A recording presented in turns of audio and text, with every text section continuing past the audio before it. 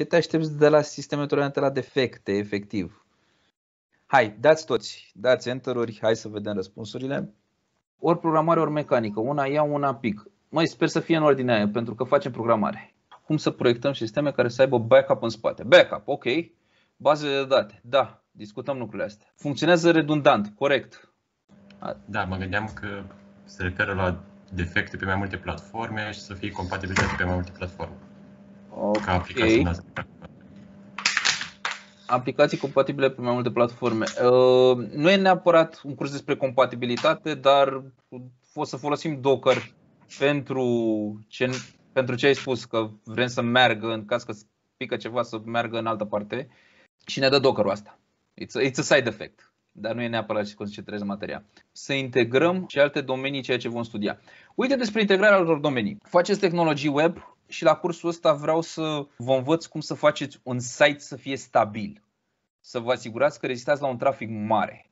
Să vă asigurați că dacă un server vă pică, vă merge în continuare site-ul total și utilizatorii nu sunt afectați. Tot ce înseamnă programare, materiile de programare, programare orientată obiect, structuri de date, toate le vom folosi, că o să programați foarte mult la materia asta. În C facem mai ales la început, o să facem și limbaje mai avansate. Aici nu mi-e foarte clar. Voi ați făcut .NET, da? Da, semestrul trecut. Ok. Bun. O să facem un pic C#. Nu facem Python pentru motivul că n-am timp. Sunt foarte multe lucruri pe care vreau să vă învăț. Un Python mi-ar lua 3 laboratoare ca să învățăm bazele Python-ului și după aia să putem să-l folosim pentru sisteme tolerante la defecte și n-am putea să ne atingem scopul pe care îl vrem. Deci nu o să facem Python, din păcate. Discuții interactive. Sper să avem discuții. Eram mult mai ușor dacă eram face-to-face. Dacă voi ați avut cursuri la care sunt discuțiile mai interactive peste Teams, învățați-mă și pe mine. O să încerc cât de tare se poate. Uite, unul din mecanisme o să vreau cât mai mult să folosim chestia asta cu întrebări la care vă forțez să răspundeți toți. Au legătură cu rețelele de calculatoare, au legătură cu protocoalele de comunicație. Ați scris, cred că anul trecut, cod care să trimită peste TCP/IP mesaje, să le primiți în partea cealaltă, două procese care comunică între ele. O să o folosim extrem de mult. O să fie la baza ce folosim acum. Nu la nivelul ăla, o să vedeți, folosim alte framework-uri ca să ne fie mai ușor. Cum să prevenim defecte nu e un curs de securitate, deci nu sabotăm nimic. Cad lucrurile de la sine, nu avem o persoană malițioasă în niciun fel. Vrem doar chestiile care mor natural, hard disk-uri care mor natural, overheating la procesoare care ne prăjește calculatoarele, tot felul de probleme de astea care se întâmplă natural, pe toate astea le vom studia. Mecanisme de backup, programare destul de low level. C e low level, sure, dar nu mergem la assembler sau la chestii de genul ăla. Nu mergem niciodată sub C. Și după aia o să programăm chestii de cloud. O să intrăm un pic în discuții de cloud și acolo o să fim pe .NET. Puteți, spunea colegul mai sus, Python. Cred că acolo o să vă dau opțiunea să lucrați și în alte limbaje dacă vreți. PHP, Python, ce vreți voi. Da, la bordul avionilor un exemplu foarte bun de sisteme tolerante la defecte și cele mai importante lucrări în ceea ce înseamnă sisteme distribuite, computer science, au pornit de la avioane. Doar așa, tangențial, s-au extins la foarte multe lucruri, dar ideea principală a venit, era o problemă de avioane. Unul din cei mai importanți oameni la port și el lucra la o companie care trebuia să facă software pentru avioane și de acolo a trebuit să facă toleranța la defecte. Iar unul din cei mai importanți algoritmi de toleranță la defecte ni l-a dat la port fix după munca asta. N-are nicio legătură cu avioanele algoritmul. O să vedeți, o să fie doar așa tangențial, dar de acolo a pornit. Dar ce sunt defectele de funcționare? Ce înseamnă să răspundă bine? Uite, toate chestiile astea să le discutăm la curs. Ce fel de defecte putem să avem? Poți să ai software, poți să ai hardware, poți să ai un update care îți distruge toată baza de date. Sunt foarte multe lucruri care pot să apară și încercăm să atingem cât mai multe dintre ele.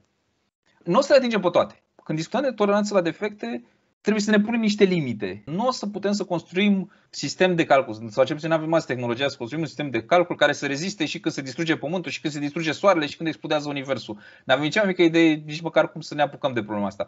Nu, vrem un sistem de calcul care să reziste când avem un software update care ne distruge tot, când ne mor niște hard disk-uri și așa mai departe. Să nu se piardă informații utile. Extrem de important topicul ăsta. O să discutăm despre baze de date destul de detaliu. Voi ați făcut deja un curs care a atins baze de date, din câte știu.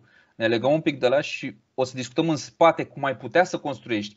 Nu o să intrăm în detaliu să vă pun să construiți o bază de date, dar o să discutăm cum ai putea să construiești o bază de date în așa fel încât aproape niciodată să nu pierzi date. Detecția erorilor hardware și software, that's a very interesting topic. E aproape, în unele cazuri poate fi imposibil detecția cu adevărat. O să vă explic de ce. Dar unde se poate, uneori poți, uneori nu poți. Să spunem pe bază de timeout. Dar o detecție pe bază de timeout nu-ți garantează că ceva a murit cu adevărat.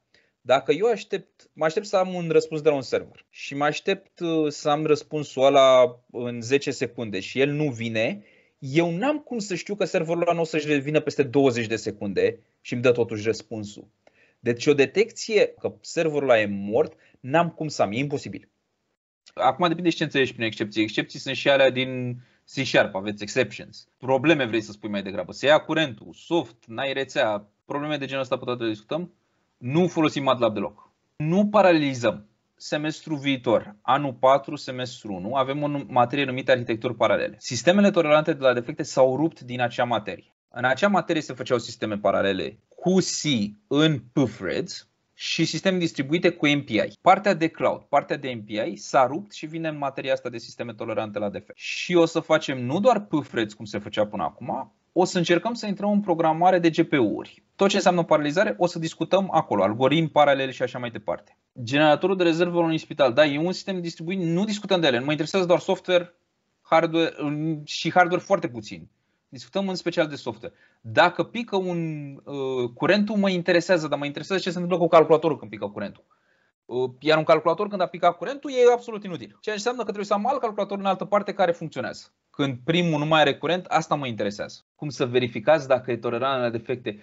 Uite, chestia asta ar fi interesant de adăugat. O să facem ceva verificări, gen dăm sistemul jos și vedem că merge, dăm jumate din el jos și vedem că merge în continuare. Chestii de genul ăsta o să încercăm să facem. Dar nu ceva ce să-ți garanteze 100% că ăla e tolerant la defecte. Nici nu prea ai cum să faci așa ceva. Nu o să facem demonstrații formale foarte mult. Formale înseamnă să demonstrezi matematic că acel sistem e rezistent la defecte. Nu o să facem așa ceva. Fără a fi deranjate de erori minore, bine spus minore, metoda de dezvoltare a unui astfel de sistem. Da, o să discutăm cum sunt ele în spate, o să discutăm diferite arhitecturi, dai exemple de mașini, reactoare nucleare și așa mai departe. Nu o să discutăm cazuri de astea extreme în care sistemul trebuie să meargă 100%. La o mașină sau la un avion, dacă îți pică calculatorul, o să fii destul de supărat. În schimb, pot să vă spun că dacă ați terminat cursul ăsta, știți ce să vă duceți să citiți în așa fel încât să fiți capabili să faceți software pentru avioane și mașini. Deci dăm startul, facem o introducere și ne gândim mult mai larg. Ne gândim cum face Google să stea în picioare, cum face Facebook să stea în picioare. Lucruri de astea, cum sunt baze de date pentru absolut orice sistem făcute redundante și au backup-uri și toate tehnologiile pe care le folosesc. Astea le discutăm.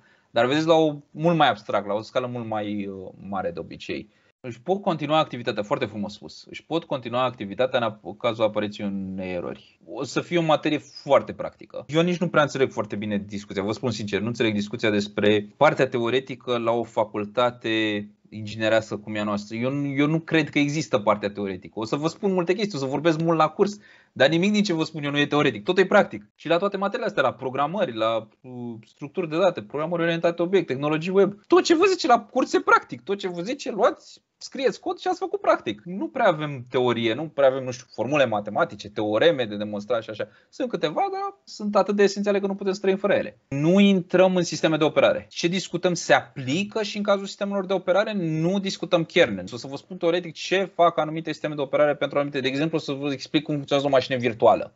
Să înțelegeți mult mai bine lucrurile astea, dar nu o să programați în niciun fel sisteme de operare sau nu e materia potrivită. Docker, da, rețelistică, nu facem mai avansat rețelistica, dar ne folosim masiv de rețelistică.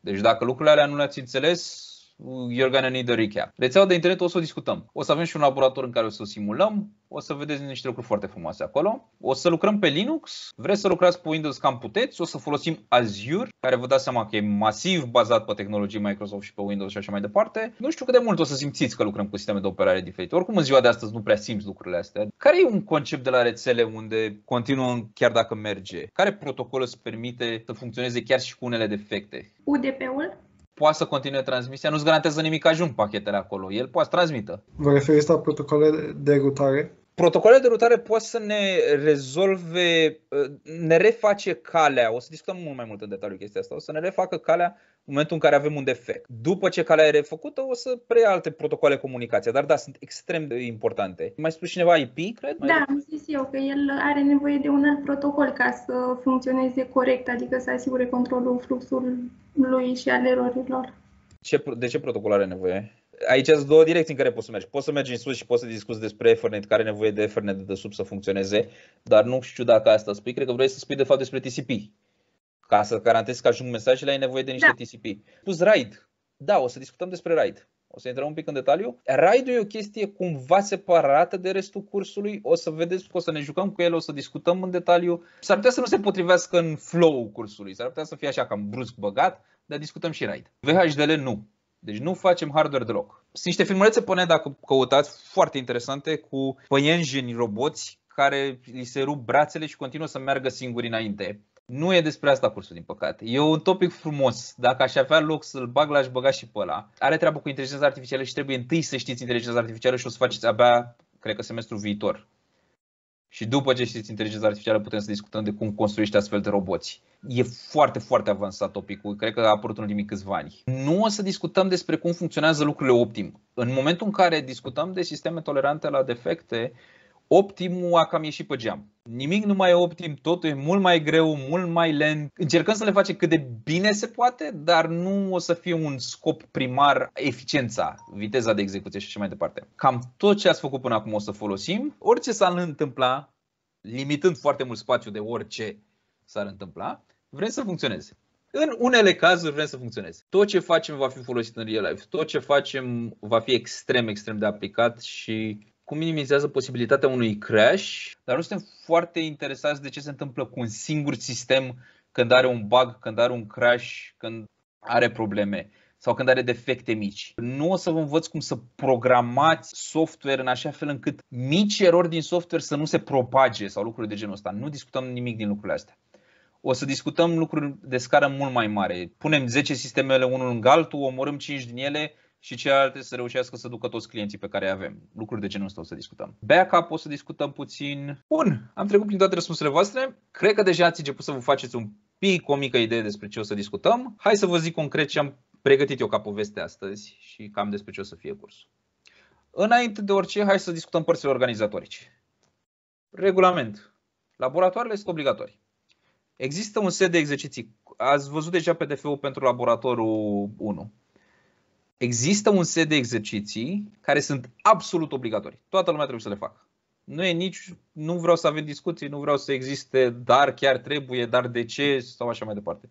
Sunt absolut obligatorii. Astea garantează că dacă sunteți atent la examen și ați făcut toate exercițiile astea, puteți fără mari probleme să luați 5. Vedeți? Nu garantează că luați 5, garantează că aveți mari șanse să luați 5. Toate exercițiile care vin după, temele și așa mai departe, optimizează, vă pregătesc pentru o notă maximă la materia asta. Temele se rezolvă individual și vor fi verificate antiplagiat. Sunt unul din cele mai agresive persoane când vine vorba de plagiat. Suntem prieteni la orice altceva, a apărut orice problemă de plagiat, s-a tăiat, I'm gonna become very aggressive, very mean și vreau să fiu foarte, foarte clar ce înseamnă plagiat la materia asta și în general.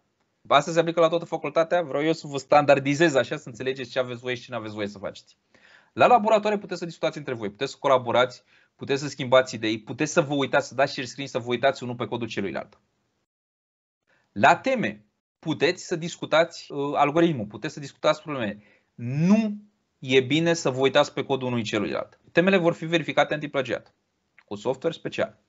În momentul în care vă uitați prea mult unul la codul celuilalt, încep să semene codurile. Încep să primesc alarme de la software antiplagiat. Când încep să primesc alarme, alarma e roșie, încep să preiau și eu acea culoare și lucrurile încep să se facă foarte, foarte, foarte urâte. Vă amintesc, contractul pe care l-ați semnat când ați intrat la facultate scrie: dacă plagiez, out. Nu zice am picat materia, nu zice am luat 2, nu zice nimic. Zice papa, îți strângi lucrurile și te duci în altă parte. Nu vreau să ajung cu nimeni acolo vreodată. Nu mă puneți în situații în care să fiu forțat să ajung acolo. La examen nu există discutat, nu există chat, nu există nimic. Nu vedeți codul, nu nimic altceva. Și never, ever, ever, nici la laboratoare, și mi s-a întâmplat în anii trecuți să văd același laborator la toată lumea. Nu e ok să transferați cod de la unul la altul. Dacă ați trimis codul peste WhatsApp, Facebook, mail, whatever, în orice caz, că e laborator, că e temă, că e orice, sunteți în cazul cel mai grav posibil. Nu faceți asta. Vreau să colaborați între voi, de asta v-am spus standardul ăsta. Pentru că vreau să discutați la laboratoare între voi. Vreau să discutați la teme, dar aia sunt teme, sunt de casă, sunteți strict forțați să submiteți teme individual, dar puteți să comunicați între voi, să vedeți dacă aveți un bug care apare la mai multă lume, să vă prindeți că e o problemă, să, până la urmă, codul pe care voi îl veți scrie în producție, veți fi ingineri și veți ajunge pe posturile voastre. Nu le veți scrie niciodată singur, va trebui să comunicați cu alte persoane și va trebui să învățați să comunicați. Deci e ok să faceți asta. Dar fie foarte clar ce este al vostru și ce nu este al vostru. Iar la facultate, până ajungeți în punctul în care trebuie să lucrați în echipă și sunt materii la care sunteți puși să lucrați în echipă, în primul rând trebuie să învățați pentru voi, trebuie să știți lucrurile alea cu care lucrați și după aia poți să te duci să lucrezi în echipă. Foarte, foarte important să lucrați individual la materia asta. Nu vă jucați, o să vă mai repet și când apar temele, punctaj. Jumătate de punct examen, jumătate de punct teme. 2 bucăți teme, zic eu, și o bucată proiect. Temele o să aibă 2 puncte, proiectul o să aibă 1 punct. Teme înseamnă îmi scrieți cod, îmi submiteți codul pe o platformă care vi-l verifică automat și vă zice ce ați făcut. Iau și eu la mână să văd dacă nu cumva ați făcut ceva ciudat, dar în general rămân punctajele, în 99% din cazuri rămân punctajele care ni le dă platforma, în afară de plagiaturi sau chestii ciudate. Sau abuzuri, nu știu, ai luat output-ul și știi exact ce trebuie să printezi și doar printezi aia și nu rezolvi problema de fapt. Chestiile astea absolut urâte. În rest rămân punctajele de pe platformă. Al treilea, care nu îi spun temă, îi spun proiect, este pentru că va fi verificat manual și fiecare va avea cam altceva de făcut. Examen parțial, la mijlocul semestrului am făcut 7 cursuri, o să discut cu voi exact când e data, cum îl dăm și așa mai departe. Dacă rămâne să facem tot online, examenul va fi grilă plus ceva cod de scris. O să scriem foarte mult cod la materia asta. E ceva care vine natural. A venit programarea, a scris niște cod, structuri de date mai mult cod, programare orientat obiect și mai mult cod, ce ați mai avut în cu software și nu știu ce, și mai mult cod, aici și mai mult cod. Semestrul viitor și mai mult cod. Deci mult cod o să aveți de scris, mai mult ca niciodată până acum. Nu e maximul, se poate și mai mult anul viitor. Examenul final la fel, o bucată grilă, o bucată cod. Parțialul aveți șansă să-l redați în cazul în care îl picați. Când am terminat examenul final, puteți să redați parțial. Astea sunt ce am eu să vă spun despre organizarea materiei. Înainte să vă spun mai concret ce e materia. Despre organizare și despre astea. Aveți întrebări? Una la mână. Temele o să aibă cam 2-3 săptămâni să le faceți. Fiecare temă. V-am spus, vreau neapărat să lucrați individual la teme. Iar laboratoarele avem 2 ore. Cu 15 studenți. Asta înseamnă că fiecare student are cam 5 minute la dispoziție dacă intrați toți să discutați cu asistentul. Mă aștept să le pregătiți dinainte. Vă dau enunțurile dinainte, treceți prin exerciții, rezolvați-le. Dacă puteți să rezolvați tot laboratorul singuri, mergeți și faceți laboratorul singur. Când ați intrat în laborator, cei care au nevoie de ajutor să-i ajutăm cât mai mult. Nu să stăm 2 minute cu ei, să stăm jumătate de oră. Vrem să vă ajutăm cât de mult se poate. Sunteți voi diferiți între voi și aveți nevoie de ajutor diferit.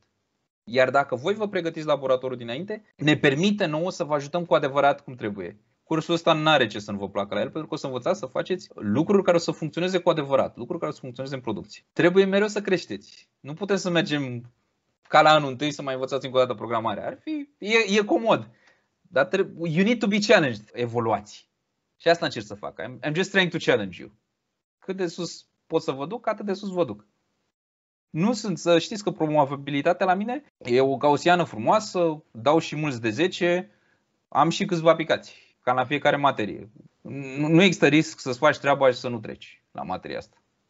Nu e o materie care are skepsisul, nu are nimic complex. Tot ce vă spun eu sunt lucruri simple, trebuie doar să le absorbiți. Sunt multe, asta e urât, sunt multicele. Spuneți-mi dacă mai aveți întrebări, dacă aveți comentarii, dacă vreți, vi se pare că ceva ar trebui să fie altfel. Aș avea eu o întrebare. Te rog. De exemplu, dacă vrem să facem laboratorul înainte, cum am spus dumneavoastră, și nu știm să facem un anumit task, dar îl găsim undeva pe Stack Overflow și probabil și alți colegi o să-l găsească la fel. Toți o să avem același cod, aceeași părticică. E o diferență foarte mare între părticică de cod și trimiteți tot fișierul identic. Știi și tu chestia asta. Am înțeles. Deci este părticică de cod nu mă interesează. Și la laborator v-am spus, vă permit inclusiv să colaborați, să vă uitați unul la codul celuilalt. Ceea ce înseamnă că automat o să fie bucăți de cod care seamănă. La teme nu. La teme evitați să luați de pe Stack Overflow bucăți mari de cod. Dacă le luați, procesați-le voi bine. Să fiți 100% siguri că le înțelegeți. Pentru că oricum e inutil să le luați de pe Stack Overflow, că nu e al vostru, nu l-ați trecut prin asta. Eu am un moto foarte puternic la materiile de programare. Nu puteți să învățați să programați citind cod. Iar voi ajutându-vă între voi, un coleg mai bun cu unul mai puțin bun, sau doi colegi identici, dar unuia i-a picat fisa mai repede și unuia o să-i pice fisa un pic mai târziu, peste 10 minute. Dacă nu-i pică lui fisa și nu trece el prin procesul ăla, efortul, transpirația, chinul de a rezolva singur, nu învață cum învață cel care citește. Există beneficiu și în a citi cod, dar este mult, mult diminuat față de beneficiul de a scrie voi cod de la zero și a înțelege cu adevărat codul. Sunt materii, și o să fie și cazuri aici, o să avem o bucată de materii în care eu o să vă spun, mergeți și căutați pe net. Pentru că nu o să fiu eu capabil să vă spun atât de multe chestii cât sunt pe net disponibile și fiecare o să aveți de făcut altceva și o să aveți nevoie de alte chestii de pe net. Și o să vă trimit eu să căutați pe net. Și e un skill bun ăsta de a căuta pe net. Când o să programați pe bune task-urile care o să le aveți la muncă, o să căutați pe net, o să rupeți. O să luați de pe Stack Overflow, de să rupeți. Și nu o să vă mint că e altfel. Așa este și trebuie să vă dezvoltați și skill-ul ăsta. Și vreau să-l dezvoltați și pe acesta. Dar una este să iei mici bucăți și să le înțelegi cu adevărat și alta e să iei toată rezolvarea, să o arunci într-un fișier și să treci cu totul peste laborator, mintea ta să fie complet în altă parte. Și cred că și voi realizați lucrul ăsta. Mulți nu realizați este cât de ușor te păcălește faptul că te ajuți cu un coleg, vezi la el soluția înainte să-ți vină ție, ai impresia că gata, știu soluția, știu să rezolv chestii de genul ăsta și te păcălește. Nu știi cu adevărat să rezolvi lucruri de genul ăla. Dacă variezi un pic problema, nu mai te descurci. Iar scopul este să te descurci singur. Când mergi și programezi, în mare e singur. Când te duci să discuți cu colegii, sunt probleme mult mai mari, probleme de arhitectură, probleme generale, bug-uri extrem de urâte la care e nevoie de o echipă ca să le rezolvați, să le prindeți. Sunt chestii foarte mari care trebuie să funcționeze între ele și atunci trebuie să discutați cu colegii voștri. Dar așteptarea e că vă descurcați. Că sunteți programatori în toată regula, ingineri în toată regula și vă descurcați. Dacă voi nu puteți să vă descurcați singuri, o să fie probleme. De asta insist, nu vă lăsați păcălit că dacă ați văzut ceva pe Stack Overflow sau ați văzut ceva la un coleg, știți. Faceți tot efortul înainte să vă uitați pe Stack Overflow, înainte să căutați, să vă asigurați că stați voi o zi și gândiți-vă. Luați-o pe o zi, dom'le, uite, am problema asta, cum aș face? Și stați și tot mai reveniți cu gândul asupra ei, nu trebuie să scrieți codul, trebuie să o luați un pic în mână. După ce a trecut ziua aia, dacă tot nu iese, nu știți cum să o apucați, atunci începeți să căutați, atunci începeți să întrebați colegul. Okay? Trebuie să depuneți efortul la mental și cu cât depuneți mai mult efort mental, cu atâta o să aveți mai multe reușite. Alte întrebări. Hai să luăm o pauză 10 minute, că de la cursul ăla de la cursul anterior v-am aruncat direct în cursul meu și aș vrea să mai respirați un pic. Ok, haideți să revenim. V-ați mai gândit la întrebări ceva? Ziceați că vreți interactivitate mai devreme, dar interactivitatea înseamnă să și răspundeți. Ok, hai să discutăm despre materie atunci. Ca obiectiv, proiectarea și implementarea aplicații distribuite, cloud, chestii, ai de citit acasă. Defectele în calculatoare. Putem să discutăm de probleme software, presupuneri greșite, erori de design, de logică, de programare, bug-uri, da? Folosire neașteptată. Știți că programatorul e mereu război cu universul. Programatorul care încearcă să facă programe cât mai idiot-proof și universul care încearcă să creeze cât mai puternici idioți. Se poate ca voi să creați un program gândit care funcționează și felul în care l-ați setat să fie absolut ok, dar să fie utilizat într-un fel ciudat de un utilizator, nu se pupă cele două. Utilizatorul să aibă alte așteptări, de exemplu. Depășirea resurselor disponibile. Aveți RAM limitat, hard disk limitat, putere de procesare limitată, bandwidth limitat, sunt o groază de limitări într-un calculator. Cum le depășiți, lucrurile încep să arate foarte urât. Multe din bug-uri, multe din problemele calculatoarelor au legătură cu resurse indisponibile. Nu e destul RAM pentru că n-ați dat free-uri. Hardware, tot hardware-ul pe care îl avem, absolut tot. De la CPU-uri la hard disk-uri, au o rezistență limitată în timp. Fizic, they're just gonna break apart eventually, peste câteva sute de ani. Practic, supraîncălzirea și supratensiunea sunt cele mai mari probleme pentru RAM și CPU, dar astea de obicei sunt ținute în control de alți ingineri, ăia de care știu să construiască aparate de aer condiționat, ăia care știu să construiască culere, ăia care știu să construiască stabilizatoare de tensiune. Nu sunt atât de mult problemele noastre. Totuși se întâmplă să nu funcționeze lucrurile lor. Lasă totuși CPU să se supraîncălzească, să se arde, să pierdem cu tot CPU. Iar cel mai des în calculatoare în ziua de astăzi mor hard discurile, alea magnetice mai ales. Iar SSD-urile cred că știți că vin cu timp de viață limitat. Au un număr de scrieri, e scris pe pachet, iar ăla e estimat, nu e efectiv atâtea scrieri sunt. Sigur hard disk o să moară.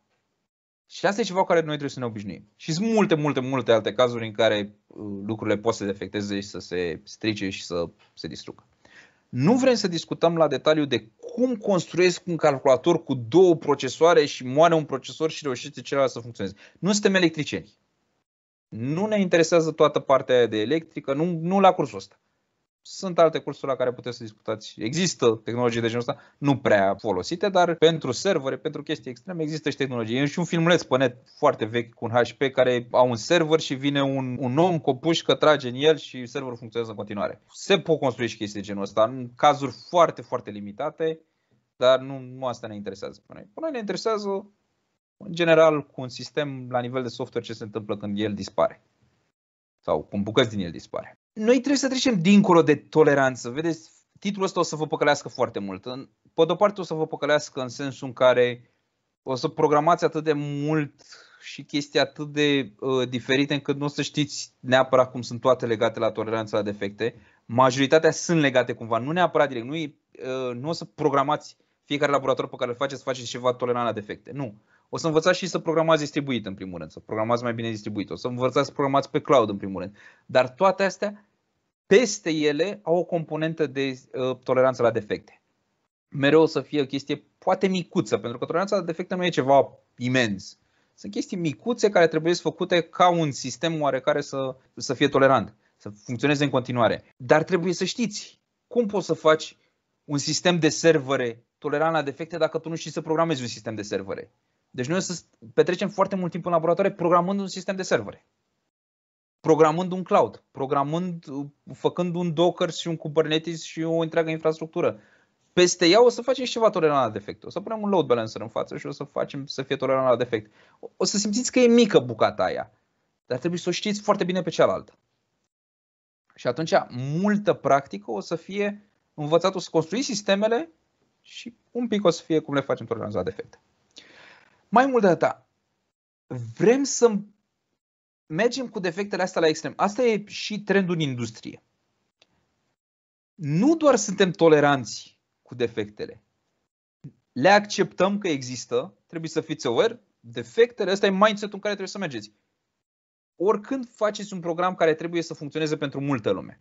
Și aici o să vă dau un exemplu. Colegii voștri mai mari de la STS au reușit să construiască acel site de programare pentru vaccin. Site-ul ăla e un site care trebuie să funcționeze pentru 20 de milioane de oameni. Pentru o mare parte din ei conectați simultan. Este foarte greu să faci un astfel de site și ei au reușit. O să vedem exact, o să discutăm mai ce ar fi putut ei să facă să reușească, ce ar fi putut poate să facă să reușească și mai bine. Mindset-ul ca să reușești să construiești așa ceva, trebuie să fie anumite lucruri să mi se strice. Și trebuie să ai cod pregătit, să ai software pregătit, să ai infrastructura pregătită, în așa fel încât ceva se strică, altceva să preia acea muncă. Și atunci mindset-ul cu care trebuie să plecați din materia asta este dacă eu fac un program, nu un software de ăsta sau un mic site web sau ceva, dacă vreau să fac un program care să reziste la multe persoane, la trafic mare, să reziste mult în timp, trebuie să mă gândesc serios la redundanță, trebuie să mă gândesc serios la ce defecte pot să apară și să construiesc componentele care să mă păzească sau să păzească software-ul de acele defecte. Acceptăm defectele, ne așteptăm să fie. Dacă nu vin defectele alea, trebuie să fim îngrijorați. De ce n-a apărut un defect? Ne așteptăm să apară, să testăm, să forțăm noi cazurile în care apar acele defecte. Să fim îngrijorați cu adevărat dacă durează prea mult. N-a mai apărut un defect de mult. Ai un site, l-ai pus în picioare, a stat 3 ani în picioare, a avut trafic perfect, mereu l-ai ținut mereu updatat și niciodată nu s-a stricat nimic la el. Ar trebui să încep să spui întrebări. Au cu adevărat utilizatorii acces la site-ul tău, de exemplu? Poate n-ai trafic, poate totul a mers bine pentru că niciun utilizator nu-l folosește. Astăzi e un curs așa introductiv, așa că o să pun multe motouri de-astea între ghilimele. A pessimist is never disappointed. Vreau să vă învăț ceva care poate sună urât, sună scary, așa, să fiți pesimiști. Când vine vorba de cod, trebuie să fiți cât de pesimiști se poate. În primul rând trebuie să fiți cu codul vostru, să vă așteptați mereu la ce e mai rău. Și în al doilea rând, când măriți și discutați de arhitecturi, discutați de sisteme întregi, trebuie să vă așteptați mereu ca ceva să se strice, ceva să pice, ceva. Și acel ceva trebuie să aveți răspunsuri. Ce s-ar putea să pice? Cum aș putea să-mi revin dacă a picat acea componentă, dacă a picat acel hard disk, acel server, acel load balancer poate? Ce software pot să implementez eu? Ce tehnică pot să folosesc ca lucrurile să meargă în continuare? Fiți pesimiști, ăsta e ghidul principal pentru astăzi. Vreți să fiți buni la treaba asta, la rezista la defecte? Fiți cât de pesimiști se poate. Asta nu e un lucru rău, nu înseamnă să nu zâmbiți. Da? Nu se referă la emoțiile voastre și la personalitatea voastră. Mă refer la cum scrieți cod. Da, trebuie să fii într-un mod pesimist. Dacă ai scris prea mult cod și n-ai avut bug-uri și nu ți-ai zis compilatorul de ceva timp că ai făcut ceva ciudat, mai uite totodată peste codul ăla și mai verifică-l. Aveți de-a face cu securitatea, iar în securitate ăsta este un atu și mai mare. Să fiți extrem de pesimiști, extrem de îngrijorați de orice input îți vine de la utilizator vreodată. Foarte mică încredere să ai în utilizator și în tine însuți și în codul pe care l-ai scris. Cum ai scris un cod, te mai uiți o dată peste el să vezi, sigur e ce trebuie acolo, sigur nu poți să intri pe altă parte și sigur folosesc care e ăla cum aștept și o să vedeți că așa rezolvați foarte multe bug-uri și foarte multe probleme. Warren Vogels, Amazon CTO, Chief Technology Officer, adică mâna a doua a șefului mare, a lui Jeff Bezos. Cod de la el. Everything fails. All the time. Așa funcționează clusterele lor. Amazon au, pe de-o parte, magazinul în care țin vânzare, pe de altă parte au cloud, au o groază de servicii care le oferă acum. Au foarte multe clustere de calculatoare. Toate componentele din acele clustere se strică. Când se strică, în cazul lor sunt atât de mari încât mereu se strică ceva. Mereu trebuie să ai oameni angajați să repare acele cevauri. Ce înseamnă la un cluster că se strică ceva? Hard discuri, am tot repetat hard discuri de nu știu câte ori astăzi. Pentru că astea se strică cel mai des. Hard discurile magnetice sunt absolut horrible. Se strică într-una. La Amazon, la Google, există persoane angajate în fiecare cluster a căror slujbă este doar să se plimbe și să schimbe hard discuri. Absolut nimic altceva nu au de făcut. Doar te duci, iei hard discul, schimbi. Atât de des se strică. La fiecare câteva minute se strică un hard disk. Ce poate să mai strici? O supratensiune, o ceva, poate să ardă CPU-urile, am spus. Sau sursa. De obicei nu se ajunge chiar la CPU-uri dacă e o supratensiune și sunt destul de bine. Dar se poate arde sursa. Se poate arde generatorul. Se poate strica aparatul de aer condiționat care ne răcește toată infrastructura. Se poate rupe un fir care aduce curent la acest cluster. Orice se poate strica. Everything fails. Poate să cadă acoperișul la cluster și să-ți facă o groază de probleme și din cauza asta. Când? Mereu. Într-una e ceva de reparat. În clusterele astea mari au devenit aproape organisme, atât de mari sunt. Mereu e ceva de reparat. Sundar Pichai, Alphabet CEO. Ce e Alphabet? De Amazon știți. Alphabet ce e? Google. Compania Google. părinte a Google-ului. Părintele lui Google. Și Sundar Pichai e cel care a preluat basically conducerea întregului consorțiu, să spunem. Wear your failure as a badge of honor. Asta este o întreagă, o să discutăm exact cam care e politica în interiorul Google. O să fie niște cursuri de-astea, hai să zicem așa, mai abstracte, nu vreau să le spun teoretice, în care o să discutăm de care e politica lor în companie legat de software bugs, legat de failure și așa mai departe. Toate defectele peste care au trecut sunt a badge of honor, pentru că au trecut peste ele, au reușit să le rezolve. Niciun defect nu e imposibil de rezolvat. Dacă găsim ceva imposibil de rezolvat, nu știu, s-ar putea să schimbăm, sistemele bancare să failuiască, clădirile să cadă toate și așa mai departe, că ai găsit o problemă irezolvabilă, non-rezolvabilă. Dar de obicei toate se rezolvă. Și dacă toate se pot fi rezolvate, înseamnă că după ce le-ai rezolvat, meriți aplauze că ai rezolvat-o.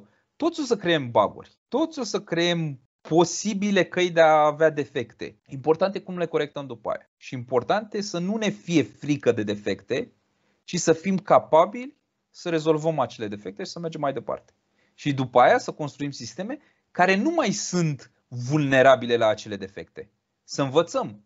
Dacă același defect apare într-una și într-una, ăla nu mai e badge of honor, ăla e badge of shame. You should go and be ashamed of yourself. You did a bad job. Și ca să vă dau și un cod de la al celălalt mare cloud provider, avem 3. Amazon, Google și Microsoft. Ăștia sunt giganții. Un cod un pic mai funny. Microsoft is always 2 years away from failure. Sună noastră, dacă stați să vă gândiți, are foarte mare dreptate Bill Gates aici. Oricând poate să vină, el asta spunea, oricând poate să vină altă companie și să creeze ceva să ne dea pe noi jos. Și vedeți, Microsoft, dacă acum 15 ani erau singuri pe tot ce înseamnă piață de IT, acum au competitori pe Amazon, au competitori pe Google, au competitori pe Facebook, au competitori pe Sony, au o groază de competitori. Da, pot să fie oricând dați la o parte. Vorbește de failure și în felul de software engineering. Mereu e ceva ce poate să pice, mereu e ceva ce poate să se strice. Și în 2 ani întreaga clădire poate să se, întreaga infrastructură pe care am construit-o, întreaga corporație poate să se distrugă. De asta trebuie să fim pe picioare, inovativi, on top of our game, ca să ducem acel 2 ani tot mai departe. Nu să se apropie, nu să devină un an. Acolo îi devine riscul. Dacă ești la un an of failure, dacă ești la o lună, dacă ești la o săptămână, atunci e riscant. Dar dacă ești inovativ și ești preventiv și vezi, s-ar putea să pice din cauza aia și să construiești infrastructura care să-ți permită să reziști la așa ceva, atunci o ții mereu la 2 ani distant. Ce vreau să vă spun aici este cum să vă gândiți la defecte. Nu să vă fie frică de ele, ci să le așteptați, să le îmbrățișați, să le doriți, să fiți suspicioși când nu există defectele, doar a sări ceva niciodată. Ok. Eu spun un lucru. Un singur sistem, ne referim la sistemele noastre de calcul, mereu se va defecta. E garantat lucrul ăsta. 100%. Spuneți-mi voi soluția. Ce faceți dacă aveți un sistem și sunteți 100% sigur că o să defecteze? Cum rezistați la așa ceva? Sigur am un sistem de rezervă. Păi un sistem de rezervă. 2 sisteme. Ok. Bun. Nice idea. Nice plan. Deja ai început să rezolvi niște lucruri. Dacă se strică hard discuri, ăla-i pe ălaltul să reziste. Dacă se strică unul dintre ele, ăla-i pe ălaltul să reziste. Da, am o problemă. Dacă se strică unul dintre ele, ai ajuns la cazul inițial. Mai e doar unul care funcționează. Dacă se strică și al doilea, nu-ți mai funcționează. Ce faci acum? Mai punem unul. Mai punem unul. 3. Bun. Avem 3 sisteme. Acum lucrurile încep să arate mai bine. Dacă unul se strică, nu e nicio problemă, noi funcționăm în continuare. Dacă se strică și al doilea, că mai avem unul care funcționează, dar atunci ar trebui să ne speriem. Putem să ne stăm la 2 failure complete. Și asta înseamnă că avem ceva timp să le schimbăm și așa mai departe, dar noi suntem ingineri și nu prea ne place chestia asta, pentru că dacă avem redundanță la redundanță, dar dacă ne pică redundanță la redundanță, rămâne doar în redundanță și nu ne place să fim doar în redundanță, pierdem redundanța, nu mai avem redundanță deloc și suntem singuri și ne pică sistemul și se distruge tot. Așa că ne punem și o marjă inginerească și punem 5 sisteme să fim siguri. Și dacă unul moare, asta e. Cam așa trebuie gândit în momentul în care vrei să aduci reziliență. Vedeți, acum am spus foarte simplu totul. Mai ai și mai adaugi un sistem. Să adaugi un sistem care face ceva, îți oferă redundanță, nu e chiar atât de banal. Trebuie să-i pui în față ceva, un load balancer. Pentru că dacă doar ai 2 sisteme, ai doar 2 sisteme, trebuie cumva să fie conectate între ele. Și discutăm despre un sistem întreg, ele două ca fiind unul singur, un tot unitar, doar când le-ai conectat cumva. Cu un load balancer, cu un algoritm de redundancy între ele, cu un algoritm de consistency între ele, tot cursul despre chestiile astea de discutăm. Cum luăm 2 și le punem împreună, cum luăm 10 și le punem împreună și ele încă funcționează. Astea sunt sisteme distribuite. Deci, noi discutăm despre programare distribuită la cursul ăsta. 90% din curs este programare distribuită, 10% este, ok, acum că știm să programăm distribuit, cum ne asigurăm că avem cu adevărat redundanța, backup-ul, load balancing-ul și tot ce avem nevoie ca să fie tolerant la defecte. Dar ca să fim tolerant la defecte, trebuie în primul rând să știm să programăm distribuit. Ăsta e un code din neuroscience. Studierea unui neuron se numește neuroștiință. Studierea a 2 neuroni se numește psihologie. Code-ul ăsta spune cât de prost stăm noi la neuroscience. Nu avem nici cea mai mică idee cum funcționează creierul, pentru că abia înțelegem cum funcționează un neuron. Avem o știință să înțelegem cum funcționează un neuron. Cum ai pus doi împreună, ne-am cam pierdut. Și sunt puțini oameni care știu cum funcționează doi neuroni împreună. Nu mai vorbesc de câți neuroni ai în creier. Până acum, cum se aplică asta pentru noi și ce legătură are cu noi? Până acum ați programat secvențial. Au fost cazuri în care ați programat distribuit. Când ați programat distribuit? La ce materie? Bază de date. Da, e ciudățel, pentru că la bază de date ai programat distribuit, dar ai programat numai jumate din poveste. Jumatea care se conecta la bază de date și făcea ceva cu ea, n-ai programat o bază de date. E un pic în fer ce-mi zici tu acolo, dar da, ai dreptate. La PO, ce ați făcut la PO distribuit? Păi, ideea a fost că fiecare obiect avea responsabilitatea lui. Seamănă foarte mult, ai dreptate. Nu poți să spui la chestia aia programare distribuită. Nu. Acolo e izolare a componentelor programului, despre asta e vorba acolo. E doar o chestie de izolare, dar nu ai programat distribuit. Seamănă, multe concepte de acolo poți să le iei și să le aplici în programare distribuită, dar nu asta e. La sisteme de operare semestrul trecut, când făceam thread-uri și asignam fiecărui thread. Ați făcut thread-uri, înseamnă că ați programat paralel. Înțeles. Nu distribuit. Ca să programăm distribuit, de obicei aveți comunicații între două procese. Când ați avut comunicații între două procese? Cu socket-uri și pipe-uri. La ce materie? Cum îi zicea? Proiectarea sistemelor de operare. La sisteme de operare ați făcut socket-uri și pipe-uri? Și n-ați avut și o materie de rețelistică la care ați făcut socket și pipes? Ba da. Și acolo, aia cum se numea? Rețele 2. Ok. Deci la rețele 2 ați făcut și TCP/IP, presupun. Ați trimis mesaje peste, ați deschis un socket de TCP, ați dat accept, toată nebunia și ați trimis mesaje peste el de la un program la altul. Și de obicei ați făcut, cred că, un client-server cel puțin, nu? Da. Ok. Client-server este o arhitectură distribuită. Aveți două componente, amândouă le-ați programat, au comunicat între ele ca să ajungă la un scop comun. Are dreptate Teodor și cu baza de date. Numai că n-ai programat tu baza de date. Nu, vreau să ignore așa un pic ce mi-ai spus acolo, că e programare distribuită leneșă, să-i spun așa. Programare distribuită serioasă e: ați avut un client, ați avut un server, voi ați scris tot codul pentru comunicarea între ele, au făcut și ele ceva acolo, ce probleme v-au dat la materia aia. Aici o să vedem alt set de probleme cu lucrurile astea. Deci ați programat distribuit. Oricând avem două programe care comunică între ele, atenție, nu trebuie neapărat să comunice prin sockets. Poate să comunice prin RAM direct, poate să comunice prin pipeline, poate să comunice prin fișiere. Dacă ați scris un program care scrie într-un fișier, altul citește din fișierul ăla și folosește datele, au comunicat între ele. Scriind date într-un fișier și știindu-le. Important e informația, transmiterea asta de informații. Asta e programare distribuită. Deci ați făcut deja programare distribuită. Nu ați făcut lucruri avansate de programare distribuită. N-ați construit procese, programe care toate să aibă același scop, fiecare să facă câte o bucățică și împreună să reușească acel mare scop. Ați făcut doar așa un mic demo de comunicație între un server și un client. Poate făceau ceva mai interesant acolo, dar nu, în niciun caz nu erau la egalitate, nu erau la nivelul ăla peer-to-peer, de exemplu, în care fiecare face același lucru și fiecare are o contribuție. Asta o să discutăm la materia asta foarte mult. Programarea distribuită. Cum construim un program să îl facem distribuit. Și ca să vă evidențiez un pic mai bine diferența între paralel, distribuit și secvențial. La calculul secvențial ai un procesor, ai un RAM, l-ai pus într-o cutie, în fine, o placă de bază, o sursă, un hard disk sau whatever. L-ai pus într-o cutie metalică, instrucțiunile se execută una după alta. Minus această săgeată, care ce ar fi săgeata asta? Ce instrucțiune reprezintă? Ce a fost instrucțiunea 3 ca să am această săgeată aici? Un loop? Assembler ne-ați făcut? Un jump. Un jump, un go-to.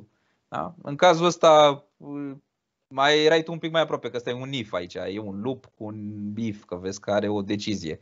Deci n-am reprezentat chiar cod assembler. Am greșit eu un pic aici. Deci era un go-to în cazul ăsta, un jump. Și procesorul ce face? Ia instrucțiunile din RAM și le execută una câte una. Dacă are un jump, se duce la altă instrucțiune, dar în general le execută una după alta. Asta e calculul secvențial. Asta e calculatorul von Neumann de care ați învățat. Calculul paralel. În aceeași cutie pui niște RAM, pui mai multe procesoare. Poate să fie coruri băgate în aceeași pastilă de procesor sau poate să fie procesoare pe pastile diferite puse pe aceeași placă de bază. Ambele sunt programare paralelă. Ce e important este acest acces la aceeași zonă de memorie. Aici fiecare procesor ia instrucțiuni și le execută complet independent de celălalt Ca să comunice între ele, există și aici comunicare, ca să comunice între ele, au nevoie să scrie în RAM ceva. O variabilă, o valoare, un vector, un ceva în RAM. Îl scriu în RAM, celălalt thread citește din RAM. Iar aici, pe procesoare, sunt executate thread-uri. Nu la materia asta discutăm de multithreading. Semestrul viitor discutăm de multithreading și o să vedem cum programăm astfel de sisteme. Și ce probleme sunt aici, unele foarte urât. Poți să citești o valoare înainte să o fi scris-o celălalt, ce se întâmplă și așa mai departe. Ne bate în capul semestrul viitor. Programare distribuită. Ai mai multe calculatoare, le pui fiecare cu RAM-ul lui și cu procesorul lui și le dai ceva prin care ele să comunice. Poate să fie un cablu de internet de cupru cu TCP/IP peste el. Poate să fie o fibră optică cu TCP/IP peste ea. Poate să fie un InfiniBand. InfiniBand e o tehnologie specială pe care o folosesc clusterele. Într-un dulap de la de cluster poți să conectezi mult mai aproape procesoarele, aproape să le dai acces unul la RAM-ul celuilalt. Atât de puternic sunt conectate. Și aici avem instrucțiunile și cu acest roșu este o transmitere a unui mesaj. De obicei, când programăm distribuit, avem acest control efectiv asupra transmiterii mesajului. Și că îi dai send și că îi dai receive din partea cealaltă. Orice caz când ai două procese, poți să ruleze și pe același calculator. Nu trebuie neapărat să le pun în cutii diferite. Dar dacă am două procese care comunică într-un fel peste ele, din momentul ăla trebuie să aplic gândirea de la sisteme distribuite ca să analizez cum trebuie procesele alea. Astea sunt sistemele distribuite. Deci sper că v-am clarificat ce înseamnă paralel, ce înseamnă distribuit. Probabil știați lucrurile astea. Unii dintre voi mă aștept să erau cam evidente. Dar acum le-am formalizat un pic. Deci vreau neapărat să am la paralel RAM-ul share-uit între procesoare, la distribuit fiecare cu RAM-ul lui. Asta e diferența majoră între ele. Și ca să comunice unul cu altul, trebuie să fie ceva explicit.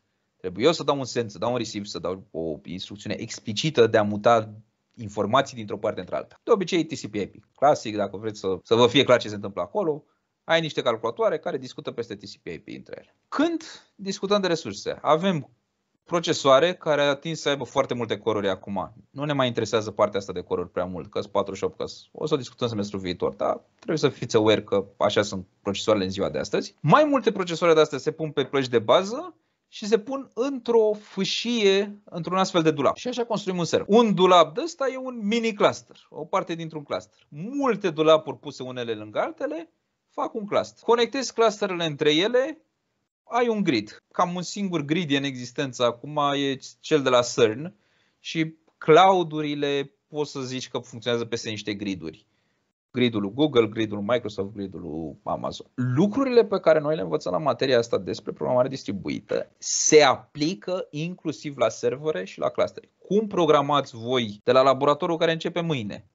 De fapt, diseară cred că începe, așa parcă vorbisem cu o grupă. Puteți codul ăla să luați, să rulați peste o nebunie de genul ăsta. Și ca să vă motivez așa un pic, vreau să vedeți cât de mare poate să fie scala. Asta e o listă de pe top 500 cu cele mai mari supercalculatoare din lume. Supercalculatoarele sunt astfel de clustere, o fermă de asta mare de servere, dar care toate sunt puse să facă același lucru. E diferit de un cluster clasic în care poți să iei un dulap pentru aia, un dulap pentru altceva, cum e la Google. Google are și cărțile, are și search-ul, are și cloud-ul, are toate merg peste aceeași infrastructură. Deci fiecare calculator poate să facă altceva de acolo. Un supercomputer are un scop comun. Toate rezolvă o singură problemă. E un singur soft care rulează peste toate procesele, peste toate calculatoarele. Deci avem un singur soft, un singur scop. Și avem supercomputer Fugaku din Japonia, pe locul 1, 7 milioane de coruri. Voi aveți probabil 4 sau 8 în calculatoarele voastre. Dacă aveți un calculator mai supărat, mai nou, aveți 16. Dacă aveți un GPU, aveți 100, 1000, undeva pe acolo. 7 milioane, cel mai bun. Și ce vă învăț eu? Puteți să mergeți, și niște experiență în spate, să programați un calculator cu 7 milioane de coruri. În United States următorul, 2 milioane. După aia United States, China, Sunway Taihu, Selen, United States. Deci vedeți, Japonia, China și United States au cele mai puternice calculatoare din lume. Și numărul ăsta scade, 7 milioane și ajunge la 500 de mii și se duce repede la 200, 100 de mii, ajung încă să fie în top 100 de coruri.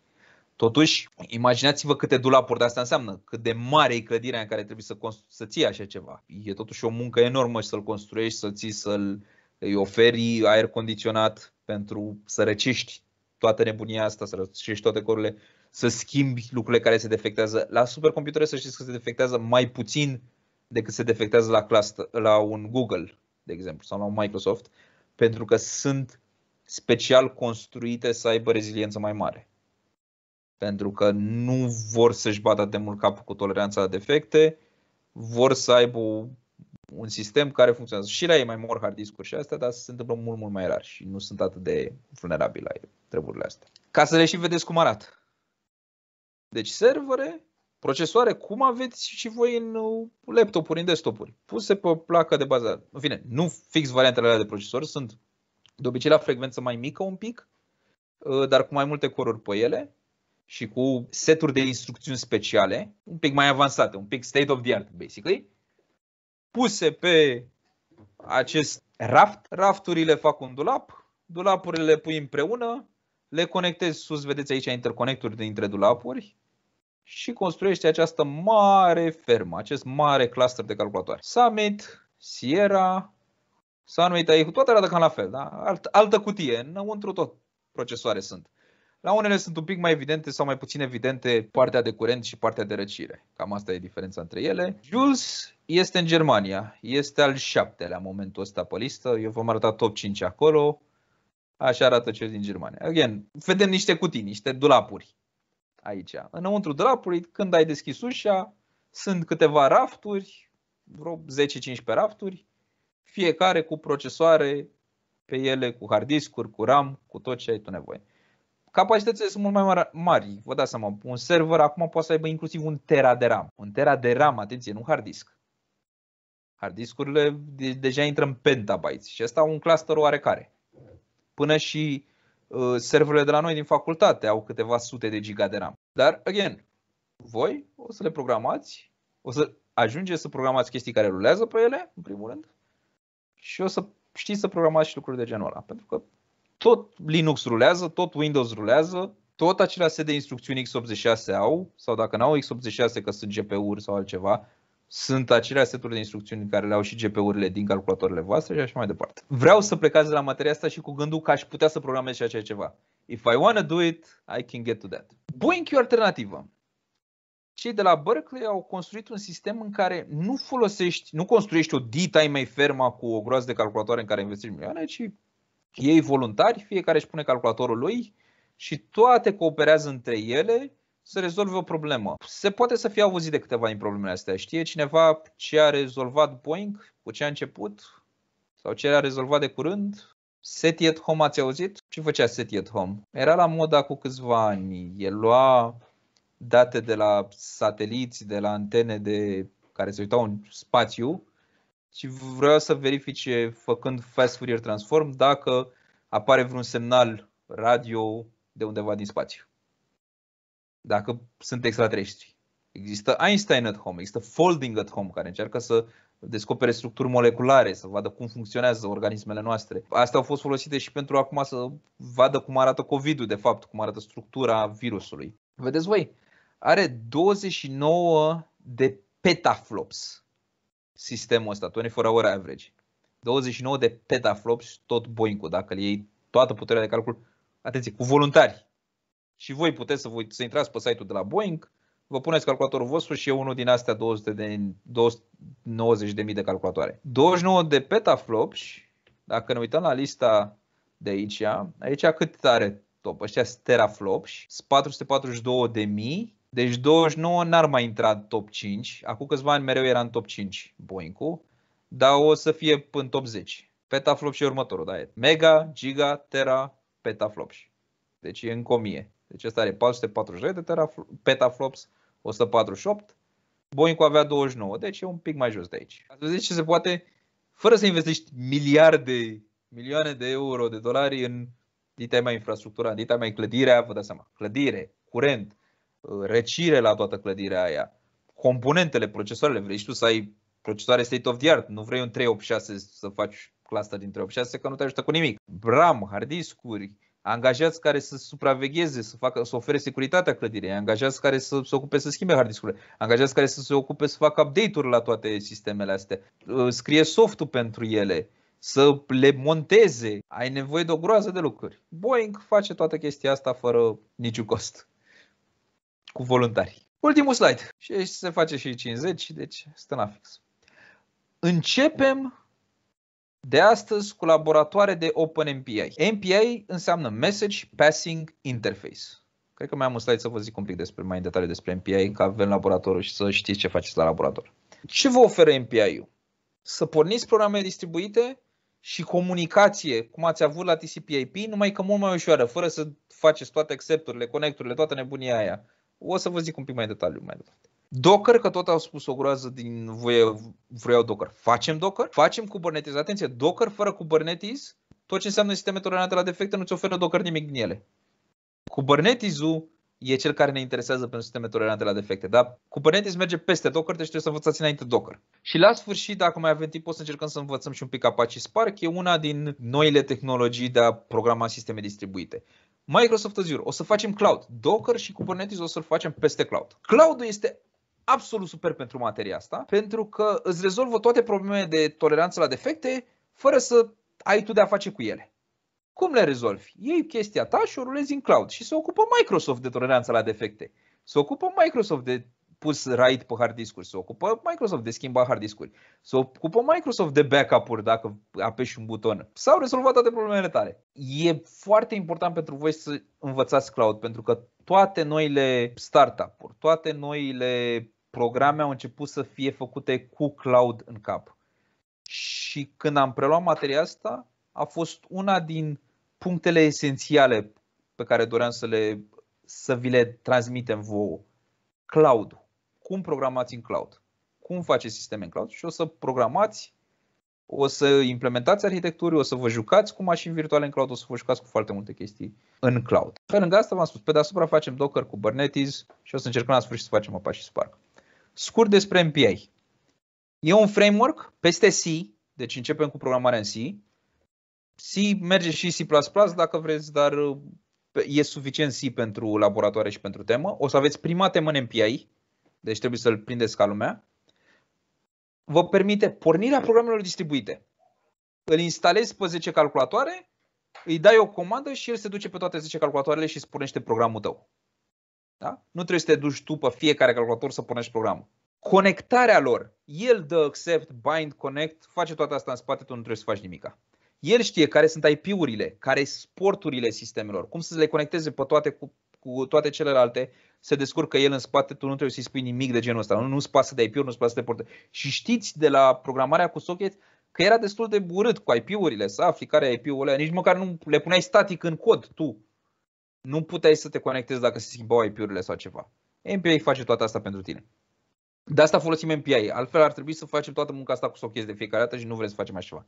Simplifică foarte mult comunicarea. Îți oferă niște funcții gen send, receive, broadcast, mai există și altele. Scatter, gather, o să le învățăm la cursul următor exact. La laborator de astăzi, primul laborator, nu aveți nevoie de toate astea și cursul următor e vineri, deci pentru laboratorul 2 o să le discutăm pe toate. Asigură comunicarea chiar dacă sistemele sunt diferite. Spunea un coleg mai devreme că vrea Docker Taman pentru că merge pe sisteme diferite și pe alte arhitecturi și atunci folosim Docker pe deasupra să nu-mi bat capul ce e de desubt.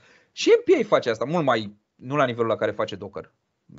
E doar pentru C, doar pentru compilat cod de C pe anumite arhitecturi, dar îți permite să nu-ți pese de probleme cum era Little și Big Indian. Care e problema de Little și Big Indian? Puneți-mi voi. Cum interpretezi datele? Cum interpretezi ce date? Păi, adică byte, propriu zis. Da, gen să știu, cum spuneam, să mă asigur că transmisia este făcută într-un singur mod. Ori doar Little Indian, ori doar Big Indian.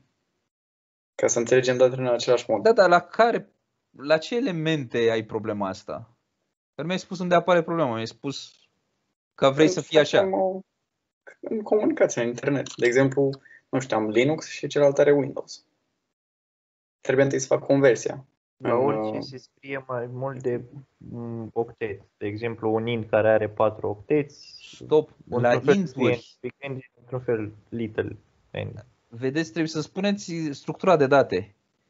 int-uri, double-uri, acolo apare problema asta. Dacă vorbim de șiruri de caractere, n-ai problema de little și big endian la șiruri de caractere. Alea, în ce ordine vin ele sunt. Da? Deci la int-uri, la double-uri, acolo apare problema. Pentru că un int e pe 4 bytes și dacă tu pui bytes-ii aia invers, pentru că pe unele arhitecturi bytes-ii sunt de la cel mai mare la cel mai mic și pe unele de la cel mai mic la cel mai mare, atunci ai probleme când primești datele, că o să fie pe DOS scris integrul ăla și nu știi cum să-l citești. Dar trebuie să specificați, domne, la int-uri, la double-uri, la tipuri de astea de date primitive. Dacă nu aveți nicio întrebare, cursul de azi l-am terminat. Dacă vă loviți de o problemă și nu știți cum să treceți de ea, pentru asta suntem. Veniți la laborator și ne întrebați. Trimiteți-ne mesaje pe Teams. Întrebați-ne. Să știți, mie pe Teams puteți să-mi scrieți direct întrebarea. Nu trebuie să cereți voie, să nu știu ce. V-am dat voie acum la toți. Orice întrebare aveți, îmi scrieți pe Teams. Aș prefera să nu scrieți chiar noaptea. Am tendința să-l mai las deschis și să-mi bipăie. Dar în ore normale puteți să-mi scrieți exact ce problemă aveți. Și vă răspund fix și punctual pe problemă. Nu îmi descrieți cât mai în detaliu ce s-a întâmplat și vă răspund fix pe aia. Și așa fac și Emil cu Vlad. Rugămintea este: luați laboratoarele cât puteți să faceți singuri. Dacă vă descurcați, mergeți și faceți singuri. Și ne permite, gândiți-vă așa, voi sunteți 15 pe laborator.